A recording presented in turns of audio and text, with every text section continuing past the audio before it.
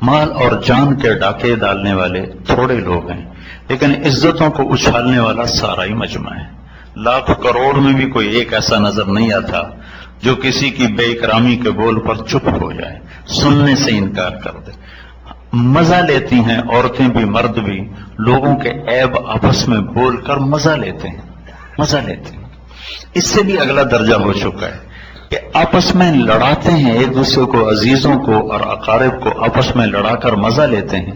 اور اللہ کے نبی کا فرمان ہے، جو لوگوں کو آپس میں لڑاتے ہیں وہ اللہ کی نظر میں ایسے حقیر ہیں جیسے تمہاری نظر میں پاخانہ حقیر ہوتا ہے۔ اور سب سے زیادہ جو عزت اچھلتی ہے وہ زبان سے اچھلتی ہے، سب سے زیادہ۔ جتنی زبان کے ذریعے سے عزت اچھل رہی ہے اور پگڑیاں اچھل رہی ہیں، اور جتنا زبان کے ذریعے سے لوگوں کو بے عزت کیا جا رہا ہے، اتنا کسی چیز سے بھی نہیں کیا جا رہا ہے۔ اور اللہ کے نبی نے فرمایا، ابو ذر تمہیں دو عمل بتاؤں، کرنے میں آسان، اجر میں عظیم، اور اس ذات کی قسم جو میری جان کا مالک ہے، قیامت کے دن کوئی آدمی ایسا عمل اللہ کو دکھا نہ سکے گا۔ تو ان کا یا رسول اللہ وہ کیا؟ تو آپ نے فرمایا، یہ زبان کی حفاظت اور اچھے اخلاق، ایک زبان کی حفاظت اور اچھے اخلاق۔ تو میرے نبی کا 3 دن مسلسل پیغام ہے۔ پہلے دن کہ اپنی عزتوں کی حفاظت کرو، ایک دوسرے کی عزت کی حفاظت، جان کی حفاظت کرو، مال کی حفاظت کرو، آبرو کی حفاظت کرو۔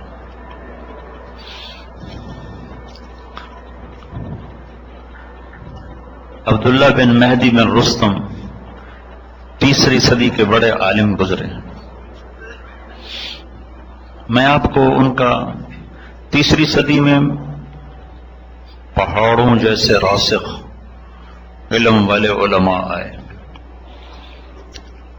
تاریخ نے ان کو واضح نہیں کیا، لیکن ایک چھوٹے سے عالم کو واضح کیا ہے ان کے ایک قصے کی وجہ سے۔ یہ بغداد میں ان کی بڑی ہیبت تھی، ان کا تقوی علم بہت بڑا تھا۔ ان کے پاس ایک لڑکی آئی اور کہنے لگی، مجھ سے زنا ہو گیا ہے، میں حاملہ ہوں، اور میں نے آپ کا نام لے دیا کہ میرا ان سے نکاح ہے، میری عزت بچا لو۔ تو وہ کہتے، میں بڑھاپے میں اپنی عزت کیوں خوار کروں؟ جا دفع ہو، جا دفع ہو، تو نے منہ کالا کیا، میرے پاس کیا کرنے، اب میں بڑھاپے میں اپنی عزت تیری وجہ سے خوار کروں؟ تو ان سے کہنے لگے، بیٹی گھر بیٹھ جا، تیرے اوپر کوئی حرف نہیں آئے گا، جو آئے گا میرے اوپر آئے گا۔ اور اعلان کر دیا، ہمارا نکاح ہے، اور سارے شہر کے تانے سنے، بیٹی سے شادی کر لی، بیٹی جیسی سے نکاح کر لی۔ بڑھاپے میں عشق یاد آیا اور ان کی عزت کو داغ لگ گیا، لیکن اس بچی کی عزت انہوں نے بچا لی۔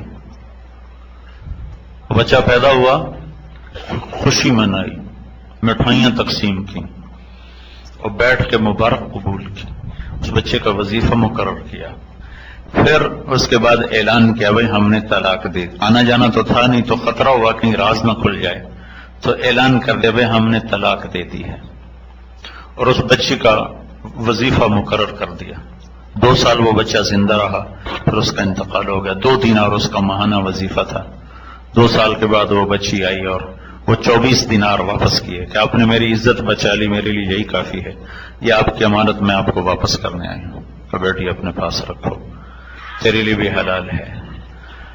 تو وہ شخص تھوڑی دیر کے لیے بے عزت ہوا اور 1000 سال بعد وہ زندہ ہے، اور عرفات کے میدان میں اس کا اچھے نام سے ذکر کیا جا رہا ہے، اور البدایہ والنہایہ جیسی عظیم کتاب میں وہ انہوں نے جگہ بنائی اس واقعہ کی وجہ سے، اپنے علم، زہد، تقوی کی وجہ سے نہیں، کسی کی عزت کو بچائیں، اپنی عزت کو داؤ پہ لگا کر کسی کی بچی کی عزت کو بچانے پر وہ آج بھی تاریخ میں زندہ، اور آج بھی زندہ ہیں کہ ان کا تذکرہ آپ سن رہے ہو۔ نہ میں ان کے علم کی وجہ سے یہ بات بتائی ہے، نہ ان کے زہد و تقوی کی وجہ سے۔ تو بھائیوں، ایک دوسرے کی عزتوں کے محافظ بنو، اور خاص طور پر اپنی زبان پہ قابو پاؤ۔